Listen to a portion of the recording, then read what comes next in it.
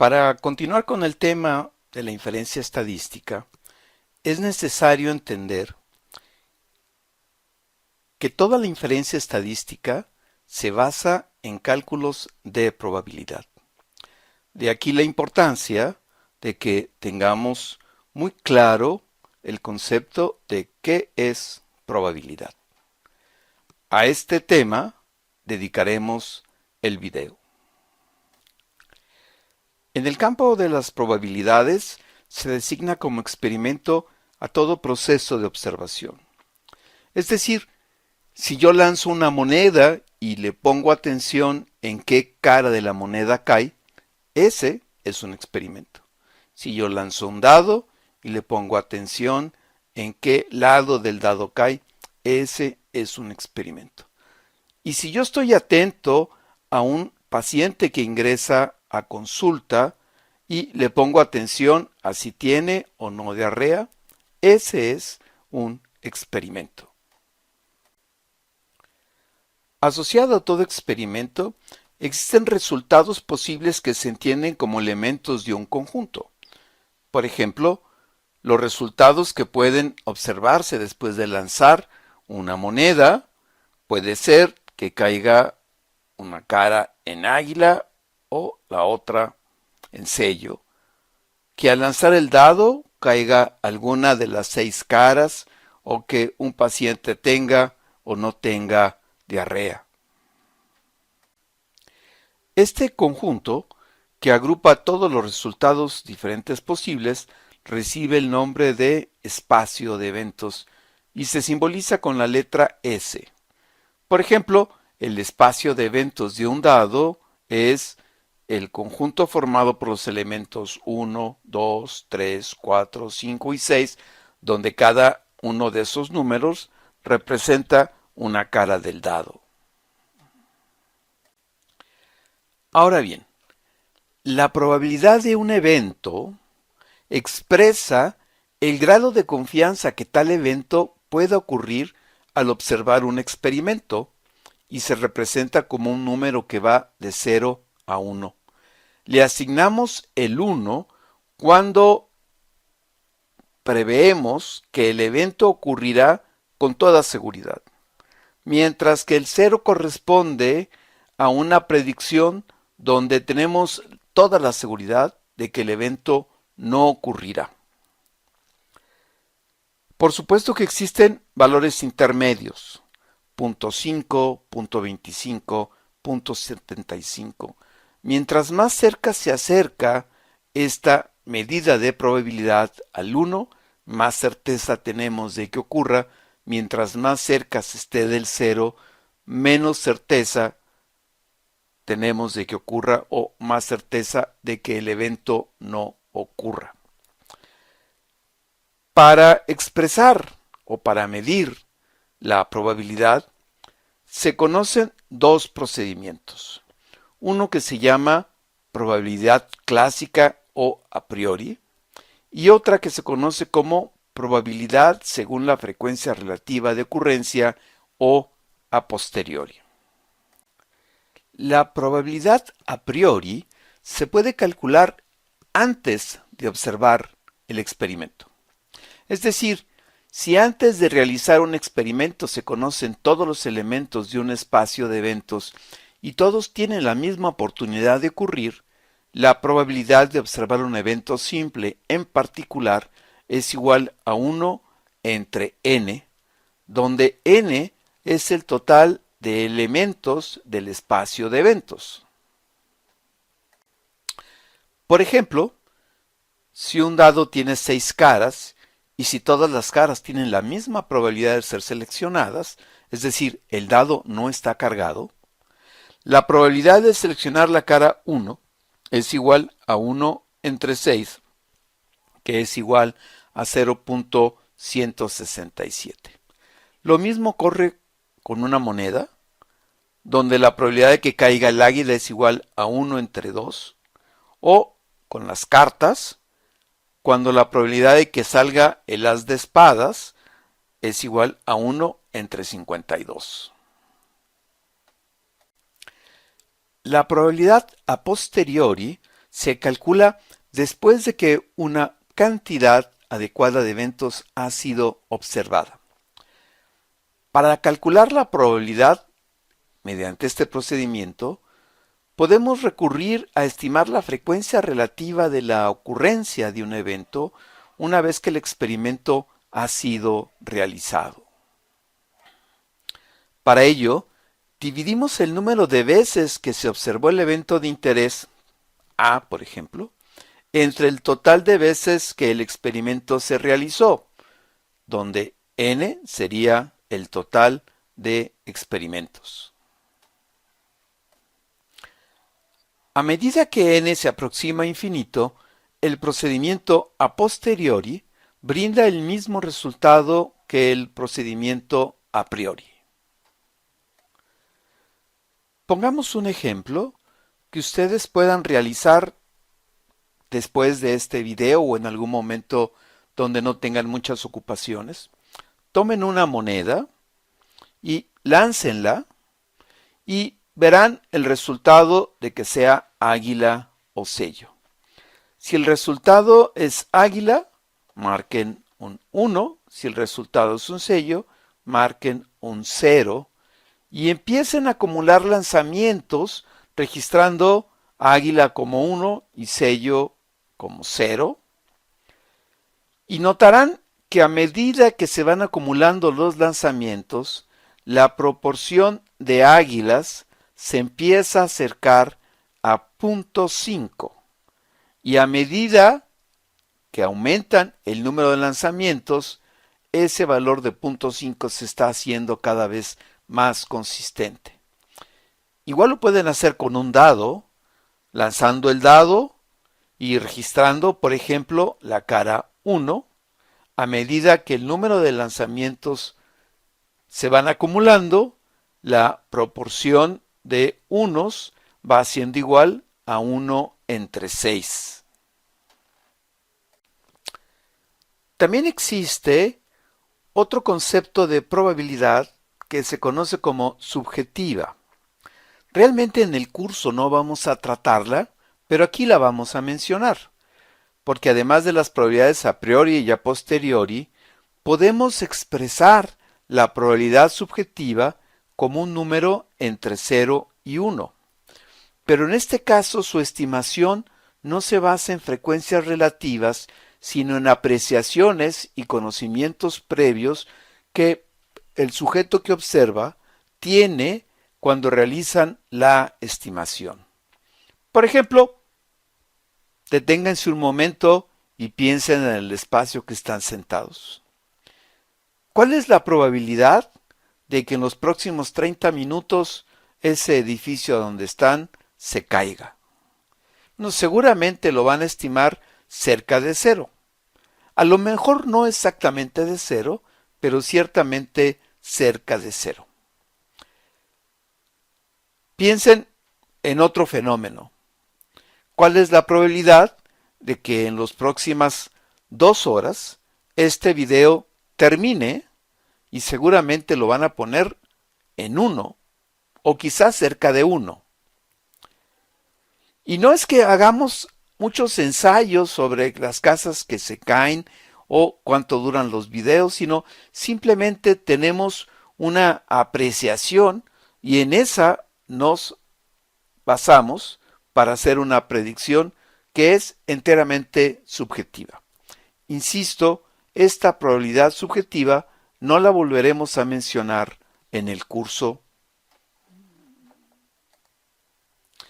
Si hemos puesto atención al concepto de probabilidad, habremos notado que se expresa como un número entre 0 y 1. Y las proporciones también se expresan con un número entre 0 y 1. Es decir, la probabilidad no es más que una expresión de una proporción. Por ejemplo, en el cuadro que vemos en pantalla, podremos calcular cuál es la probabilidad de que si seleccionamos aleatoriamente uno de los sujetos que representan cada celda, nosotros podamos escoger a alguien que se encuentra expuesto, es decir, cuál es la probabilidad de que se seleccione un sujeto en el subconjunto A. Para calcular esta probabilidad, vamos a realizar dos sumas. Por una parte, vamos a sumar todos aquellos expuestos, sean enfermos o no enfermos, y nos quedan 350 expuestos. Y lo vamos a dividir entre el total de sujetos de la corte, que es igual a 875. Cuando dividimos 350 entre 875, el resultado es 0.4. Es decir, si organizáramos una rifa entre estos 875, la probabilidad de seleccionar alguno que sea expuesto es igual a 0.4. Calculemos una probabilidad más. ¿Cuál será la probabilidad de seleccionar a alguien del subconjunto B? Para calcular esta probabilidad, primero sumamos aquellos que forman el subconjunto B, es decir, los enfermos, que es igual a 75, y luego lo dividimos entre el total de sujetos en la corte, que nuevamente es igual a 875, para que nos dé un resultado de 0.09. Entonces, la probabilidad de seleccionar aleatoriamente a uno de estos sujetos que forme parte del subconjunto B es igual a 0.09. Ahora vamos a calcular cuál es la probabilidad de seleccionar a alguien del subconjunto A intersección B. Para calcular esa probabilidad, primero buscamos la celda que corresponde a el subconjunto A intersección B, que son 50 expuestos que están enfermos, y los vamos a dividir entre el total de la corte, que es igual a 875. Y la probabilidad sería, por lo tanto, de 0.06. Y la probabilidad de seleccionar a alguien que forme parte del subconjunto A unión B la podremos obtener, en primer lugar, sumando las tres celdas que corresponden a la unión de el subconjunto A con el subconjunto B, que es igual a 375, y lo dividimos entre 875 para ser igual a 0.43. Hemos de notar que en estos cuatro cálculos de probabilidad, la división, es decir, el denominador, se realizó con 875 elementos, que son el total de los sujetos que se encontraban en las cuatro celdas.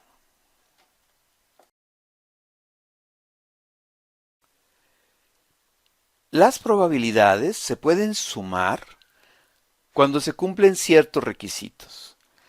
En primer lugar, hay que recordar que si la probabilidad de que ocurra un evento se expresa con un número que va del 0 al 1,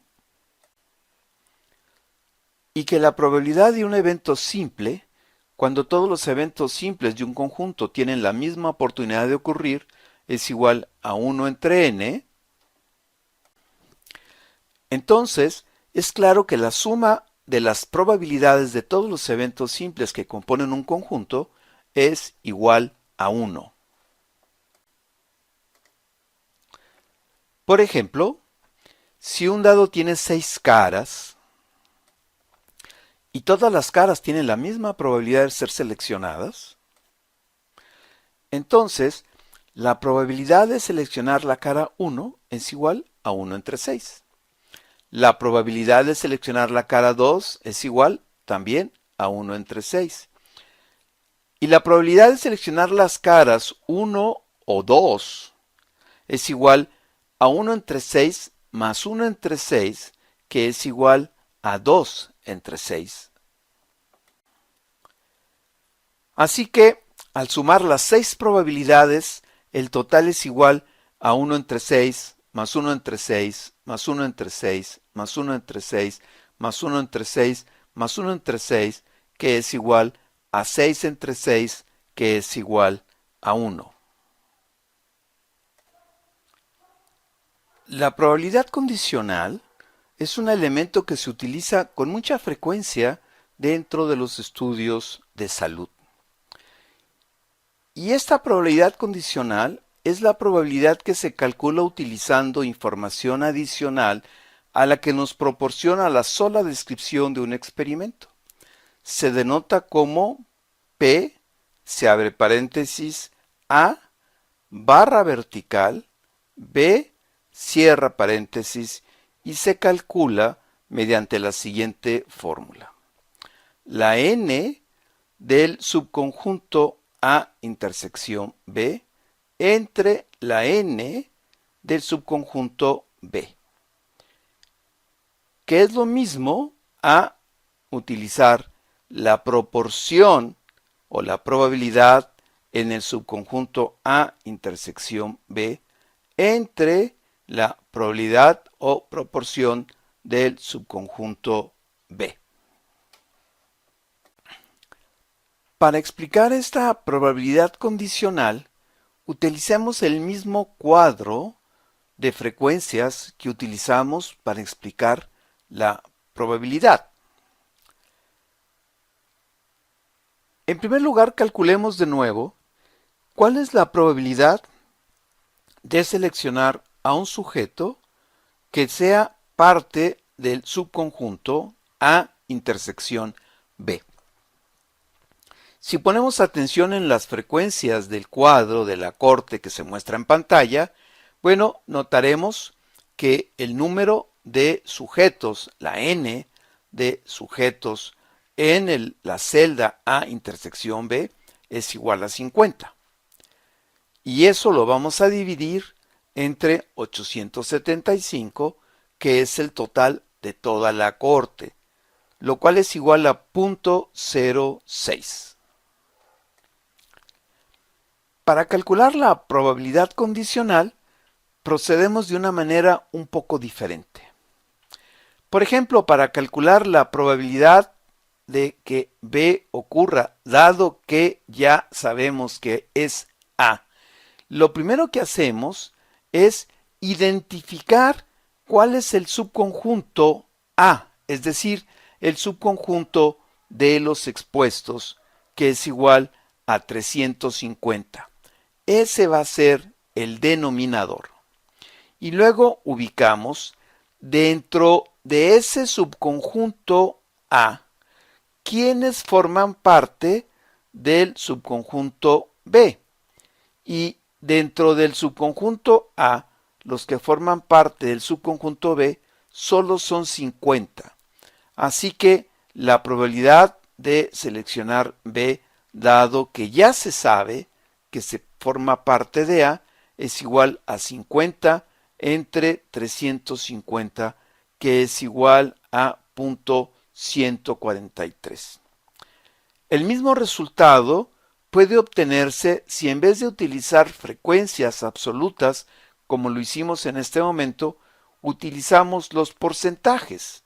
Es decir, la probabilidad de que sea B es de 0.057, la probabilidad de que sea A es de 0.4 y eso es igual a 0.143. Si lo queremos expresar de otra manera, pongamos un ejemplo un poco diferente. Asumamos que tenemos un grupo donde la mitad son hombres y la mitad son mujeres, y este grupo está conformado por 10 sujetos, 5 hombres y 5 mujeres, por ejemplo. Y luego Hagamos una rifa. Digamos que vamos a rifar una computadora entre los 10. Así que metemos 10 pelotitas en una urna. Las giramos por un mecanismo aleatorio sin sesgo, sacamos una de las pelotitas y la pregunta sería, ¿qué probabilidad tiene alguien de los 10 para ganarse la computadora? Y la respuesta sería 1 entre 10. Pero luego veo la pelotita y digo, la pelotita es de una mujer. Y en este momento los hombres ya no tienen posibilidades de ganar la computadora. Y la probabilidad de que una mujer se lo gane es igual a 1 entre 5. Eso es la probabilidad condicional. Hagamos un ejercicio. ¿Cuál sería la probabilidad de seleccionar a alguien en el subconjunto B, dado que ya sabemos que pertenece al subconjunto no A? Detengan un momento el avance del video, hagan el ejercicio y cuando tengan la respuesta reanudan el video para conocer y comparar la respuesta. Si su respuesta fue .048, bien, muy bien. .048 resulta de dividir 25 entre 525. En otras palabras, la pregunta era, ¿cuál es la probabilidad de seleccionar a alguien que pertenezca al subconjunto B, dado que ya sabemos que forma parte del subconjunto no A? Y el subconjunto no A tiene 525 sujetos. Todos son no expuestos. Y el subconjunto B, que forma parte del subconjunto no A, es igual a 25, es decir, no expuestos enfermos. Y por eso divido 25 entre 525. Una pregunta más. ¿Cuál es la probabilidad de seleccionar a alguien en el subconjunto no A, dado que se sabe que pertenece al subconjunto B? Recuerden detener el video y reiniciarlo cuando tengan la respuesta. Y la respuesta es .333, que resulta de dividir 25 entre 75. 75 son el subconjunto B y 25 es aquellos que, siendo parte del subconjunto B, son parte del subconjunto no A. La multiplicación de dos probabilidades nos puede decir si dos eventos son independientes. Porque cuando dos eventos A y B son independientes, se cumple el principio de que la proporción de A por la proporción de B sea igual a la proporción de la intersección de A con B. Es decir, si la probabilidad de la intersección de dos eventos es igual al producto de la probabilidad de cada uno de ellos, entonces se dice que ambos eventos son independientes. Como vamos a ver más adelante en el curso, esta es la base de la prueba estadística chi cuadrada. Para explicar esto, revisemos un fenómeno que no sea independiente. Tomemos los ejemplos que hemos trabajado y primero calculemos la probabilidad de seleccionar a alguien que forme parte del subconjunto A, que ya lo calculamos y que es igual a 350 entre 875, que es igual a .4. y luego la probabilidad de seleccionar a alguien que pertenezca al subconjunto B, que es igual a 75 entre 875, que es igual a 0.086. Luego, calculemos la probabilidad de seleccionar a alguien que forme parte del subconjunto A intersección B, que es igual a 50 entre 875, que es igual a 0.057.